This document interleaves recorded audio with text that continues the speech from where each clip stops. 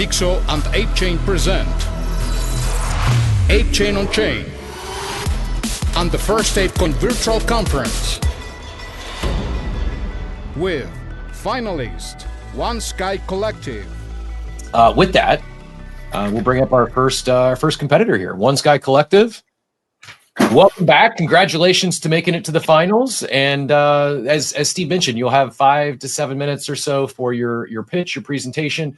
It doesn't have to be that long either. Really take as much time as you like. This is semi-informal. We want you to have fun and really just want to get the information out there. So our judges will ask you some questions afterwards. We'll probably, Steve, I think that's a good idea. Probably try to keep it all into about 10 minutes for each individual, and that way we'll make sure we get in and out before our judges need to get out of here at 3:30. Sound good? No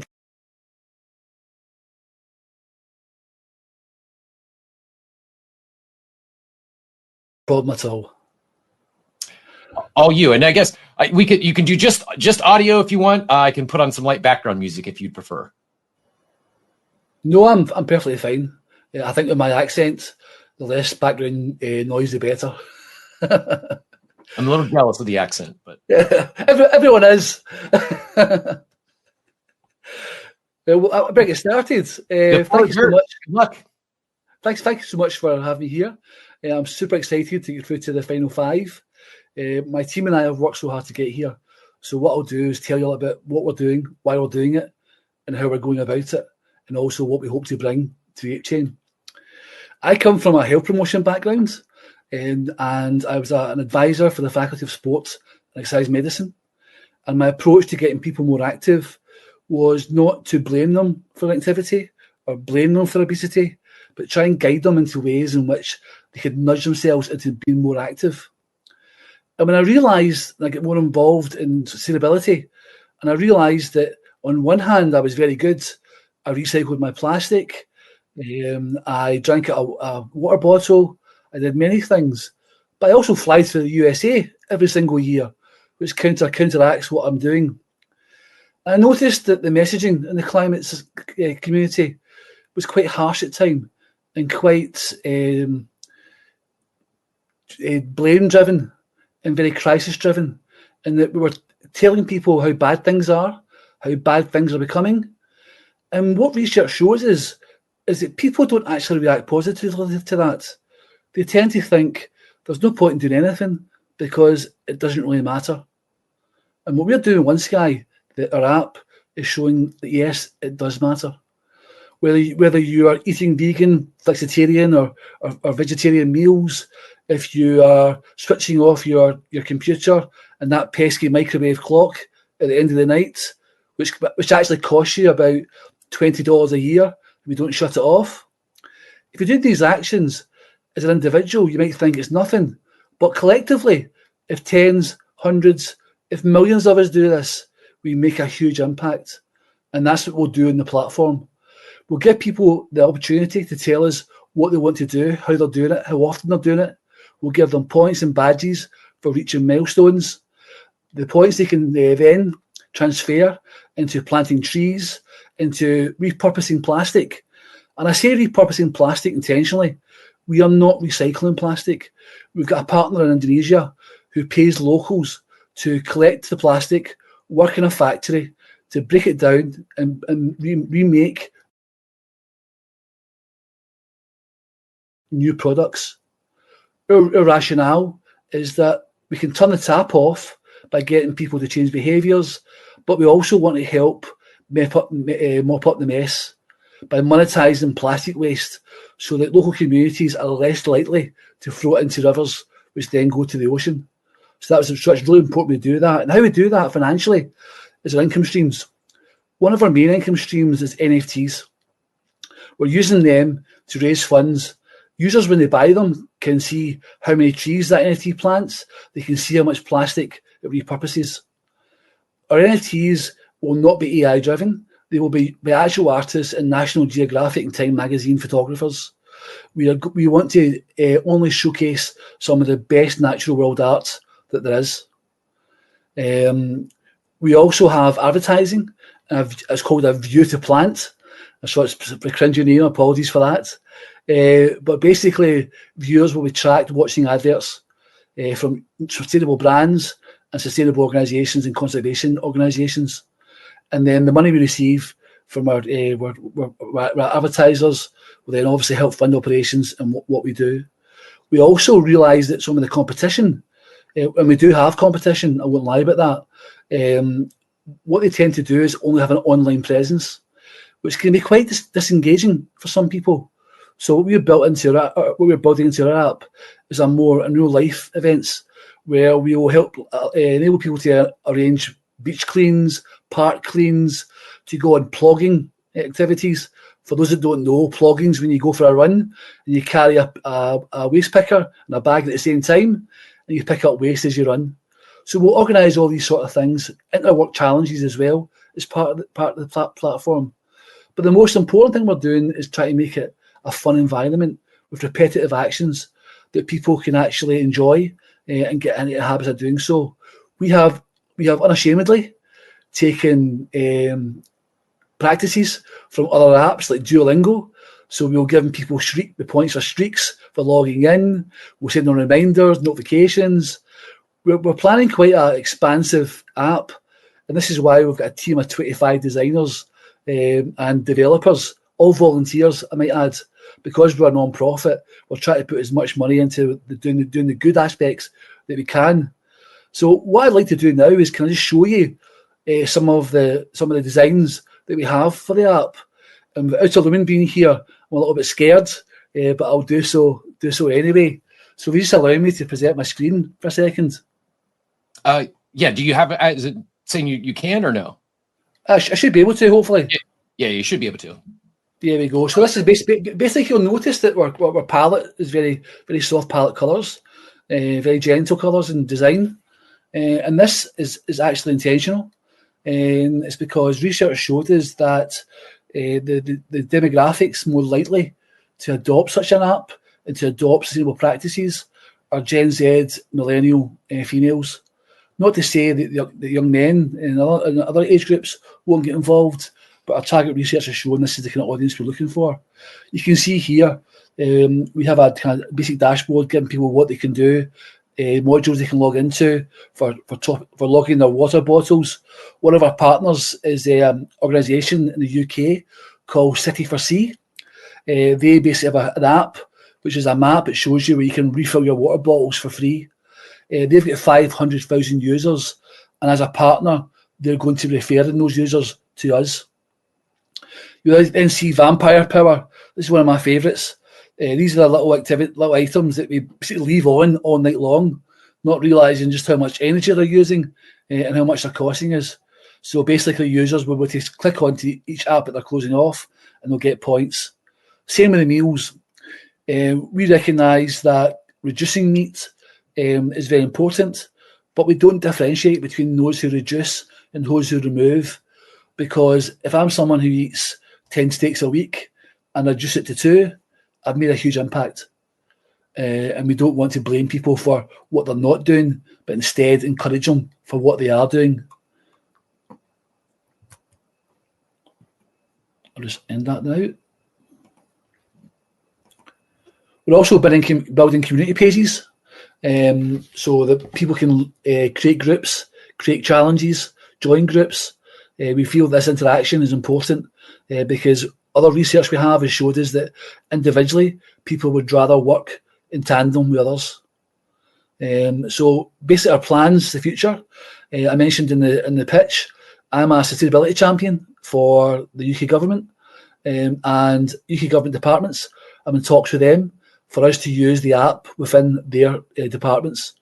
The UK government has a pledge for net zero, and we've realised that staff have to play a role in this. We've tried other apps. I got the feedback from all those apps, and I've essentially built the app around their requirements. A little bit cheating, but it made sense to build something that I know that a target market absolutely want. How are we going to enhance the ape chain? Or basically, it's through transactions and through users using the chain. Every user will eventually have a soul-bound NFT, which shows their impact and their achievements all in the one NFT. That's something we'll do for version 2. But in the interim period, it'll be through selling NFTs. I will add as well, one of our partners and co-founders is the chair of the World Calisthenics Organization, who are a sporting organisation based in Los Angeles, but have got athletes all around the world. These athletes have audiences not in the millions, not in the tens of millions, but the hundreds of millions. And we will be having them as backing us and supporting us online. We're really excited what the future holds, and I hope that you'll see the potential we have, not only for bringing users to ApeChain, but for doing a lot of good in the world. Great. Judges, I don't know if you want to go in a particular order, but feel free to fire off questions. Sure, I can start. Thank you for the presentation. That was really insightful. I heard you speak earlier. I didn't catch everyone, but I did hear yours. One of the questions that I have, if you don't mind, talk me through kind of the user journey if I was to open that app right now, because I think the part that I'm missing and I cannot picture in my mind is how National Geographic artists' NFTs are then connected to me as a user of your app, changing my behaviors and getting those rewards. I think if you don't mind just kind of shedding some light a little bit and kind of clarifying what that looks like, that would be super helpful, because I think I'm missing that connection. Yeah, certainly. Obviously, we have different modules within the app. Some of the modules will be about users registering their activities, such as refilling their bottles, also logging their meals, their activities. One of the things we're planning is tracking people's journeys on foot and bike, etc. Other modules, however, will also be about affiliate sales. So we're going to have a kind of e-commerce page where the points to use can be converted into discounts on sustainable products from sustainable brands. The NFTs will fit in that kind of module where it will be a purchase, almost like a donation to the work. But what we're doing, rather than just a donation and saying thank you for donation, we're saying thank you for donation, and here's a very collectible piece of art. So you'll see many organisations will have donation pages on their apps, but what we'll see it is rather than donation to do it, we'll put it for an NFT. Another reason for using NFTs, because not everything has to be on chain. Another reason for using NFTs is gatekeepers. We want to be able to then sell merchandise with the artist's work on t-shirts, tote bags, all sustainable, not made from plastic or polyesters or anything like that, to encourage people to buy more sustainable clothing. So the actual flow, the process, the customer will come in and they'll be given a first time they log in, there'll be a kind of guide to each page as they open it up, explaining to them the rationale for what they're doing, why they're doing, how they do it. And then the tabs, they'll have different tabs. They'll have tabs for the activities. There's also things that are kind of one-offs. So we're partnered with Refill app. So there'll be a page where they can sign up for that. They'll be able to sign up for Vinted, which is a second-hand platform. If they can join their local vegan or a vegetarian group, they get points for these things. So what we have is like a activity board of different things they can do. And buying the NFTs and supporting work that's happening at ground level is one of those options. Okay, got it. Yeah, no, that's super helpful. So really the kind of ApeChain is just one part of this bigger picture and bigger app that you've created. Yeah, because what we feel is I've always believed in ninja activities where you get people on chain by not telling them they're on chain, not making it super obvious they're on chain. You give them a Web2 experience, but with Web3 technology, because let's be honest, the general public, they're not ready for Web3, the UX and UI, although UX UI isn't up to standard of Web2. So we have to give the customers what they will actually use. And this is my thing. At the moment, we're using points, but there's a future when we can use tokens. But once again, my research showed that as soon as you mention a crypto token, the general public just weren't interested. I'll defer to the other co-judges here. I'm sure they have questions as well. Yeah, thanks so much. I'll just jump in. Two quick questions. First and foremost, I just love the initiative that you're taking. I taught AP Human Geography for many, many years, talked about the concept of glocal, think globally, act locally. So this is kind of really what you're doing, and I love that aspect of it. You mentioned that you're working with the UK government, and so this kind of speaks to the readiness of you to roll this out and so on and so forth. Do you have MOUs with them? How formal is this relationship? And then are you also scouting out other partnerships with other governments in other locales? That's question one. And then two, well, I'll pause there and let you answer that real quick. Yes, certainly. I'm a great believer in using my network to my advantage. I am a civil servant. I'm a sustainability for the UK. I'm a sustainability champion for the UK government. So the talks at the moment are informal. However, they shared with me their research on the apps they used. Some of the developers have designed a carbon footprint calculator, and they're talking about allowing us to integrate it into our app to save us from having to build one ourselves or to locate one in open source. So the talks are very early stages, and it's with one department, the Department for Work and Pensions, which has 80,000 staff. However, I'm confident that should we convert that department into a full contract, it's the next step is then networking with all the civil servants, sustainability champions, and getting us in other departments as well. So the DWP are the kind of the test platform, the test stage. We capture them, that then opens up the other departments. Awesome. And then my second question really just revolves around usage of the app. Over time, we often see users don't really stay. They'll try something because it's new, they like doing it. You'll always have your power users, for instance, who are going to continue to use the app and show great fidelity to logging their activities.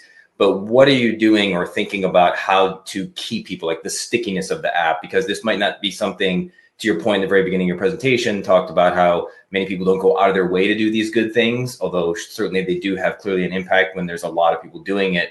Have you guys thought about the sustainability of keeping people on the app once you get them to sign up and maybe some of those incentives long term that's going to encourage that? Yes, one of the things that inspired me to do this was actually as a user of competitor apps. There's an app. What a lot of the things you're doing, I'll be honest, are not unique, but it's how we're doing it that makes a difference. Some of the apps would have a single focus. You go in, you watch a video, they plant a tree, and that's it. Now, it's no matter how strong-willed you are, that gets boring after a while every single day. And as much as I love planting trees, I stopped doing it, and I hate myself for doing it. But the apps did interest me. So as I mentioned before, we're copying tactics used by apps like Duolingo, where we're giving streak rewards, where we are sending notifications to people to remind them to log in, etc. But we also realise that although giving people the option to plant trees and repurpose plastics very good, some people want other things. So once we actually grow, we'll have raffles where people can win discount prizes, etc. from similar platforms. We're actually in talks with a gaming company to build a small game within the app as well, because people like that tap stuff. And that's something we're planning. We're also looking in the future for IoT, so we can actually connect to people's energy systems in their homes and track how much energy they've actually reduced and stuff. AI to verify meals. At the moment, we're based it on trust, a lot of it in trust. Thankfully, I share the beliefs of some of your earlier speakers who believes that inherently most people are good. You always get people who will game the system. You can't avoid that, but most people will do the right thing for the right reasons. So we are. This is I had an argument, not an argument, discussion with my developer team leader who wants to ship fast and get the MVP out and get feedback. And from a UI UX point of view, that makes sense to get feedback from users.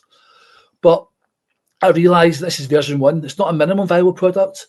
We have to deliver full value to the customers that we're first going to use. And from then, we can then evolve and develop. Thanks so much. Go ahead. I was going to say maybe time for one more question. Raheem, if you had any for...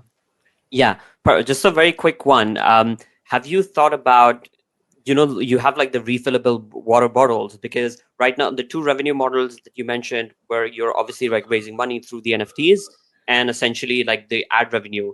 Have you thought about, like, from the get-go, like you mentioned that there's like they're collecting points. Have you thought about like selling your own bottles with the IP that you have, that you get a boost on points with your account? Same thing with the meals model, that maybe you could partner with like certain restaurants and be like, okay, you're a vegan restaurant, that maybe if they use a code that we generate every day or whatever, that we get like a cart and you guys get a cart, because that way you'll have like a lot of cash flow coming into your ecosystem and you're not just like reliant on ad revenues. Yes, to be honest, we've in the future we've thought of several monetization schemes. For the water bottle, we've looked at the sourcing water bottles, basically print on demand, etc., and putting on our own labels, etc., using NFCs at the bottom as opposed to NFTs. Where they can scan that and log their refills automatically. We're also, this is something for the future, our partner Sector C are partners with two supermarkets in the UK, Sainsbury's and Marks and Spencer's. And what they do is they basically work the refillable pastas, rices, the detergents, that sort of stuff. So our plan in the future is hopefully to work with them. One of our other partners has a contract with Starbucks, and our goal was eventually to tie in with them. He's quite high level contacts, so we're hoping to utilise that. So when people go into Starbucks or Costa or anywhere else and use their reusable cups, they can automatically scan our app and get the points, etc. For the monetization of the meals, we spoke to another app called Fork Ranger, and we're looking at working with them. They're an app that actually people sign in and they give you the menus for vegetarian meals and the shopping list, etc. So we've got a lot of things that we're looking at for the future. But for the kind of the first phase, we're basically looking at what the DWP asked for. Right on. Well, judges, thank you. Judges, give a think through your scores, what you thought about this one. I know you're going to have 4 more to compare it to in these pitches, but thanks for the coming up and bearing your heart out in front of everybody. This is not an easy thing to do, and we talked about it earlier. Actually, B-Check mentioned it, and I think we were talking about it offline. It was like, this is a hard thing to do. The 90-second pitch followed by this pitch is very difficult on the spot like this, especially in a virtual format. So really good job conveying your ideas, your thoughts, and everything, and appreciate you taking the time today. Thank you so much. It's a project I'm so passionate about. So thank you for the opportunity, and good luck to everyone who follows me. Thank you. Thank you, and good luck as well. And regardless of the outcome of this competition, thank you for doing what you're doing and being passionate about something. We need more people doing good in this world, and crypto at large has a reputation problem, a PR problem from all the scammers and grifters. And I said it earlier, but I think there's a hell of a lot more good, great people in this space that mean well than the bad people. We just need more stories like this. We need more consumer products that get the word. They don't know it's tech or crypto until they figure it out later. Like, wow, I was wrong about this space that entire time. So yeah, believe it or not, this all started. I asked a question on Twitter, and I said, why do you all hate crypto? Because I've lost so many followers from my previous life because of my involvement in the blockchain. And I was overwhelmed with responses. It's a scam, it's a Ponzi, it's a scam by scammers, for scammers. The blockchains use up so much electricity, it's bad for the environment. They rip off the work of artists, copying artists and selling their work. So, but a lot of the motivation behind what I'm doing is to show that the blockchain can be for good. And also, I've got a lot of friends who are artists who are struggling at the moment because of the bear market. And I saw this as a way of putting that digital art into other people's hands without promoting it as a pump and dump meme coin or a trying to get rich off an NFT. It just saw to me to be a better way to use NFTs rather than a way to enrich people. Let's enrich the planet and let's make it a better place. Absolutely. I think that this group of people just are a beautiful example of that, and everyone building here in this space and partaking or just participating. I think that, that's what we're trying to do, right? Like that the bad news don't get the best of us, but then there's so many more good in this space. So thank you. And like Cap said, I think that, everyone that participated today is already a winner somehow. So thank you. And yeah, let's go on with the next one, everybody. Thanks for listening to Ape Chain on Chain. This project is powered by the ApeCoin DAO through AIP 572, bringing our community's valuable conversations on chain and also on traditional audio platforms. Rate this episode and/or leave feedback and earn Dixo rewards by visiting the Dixo on-chain platform.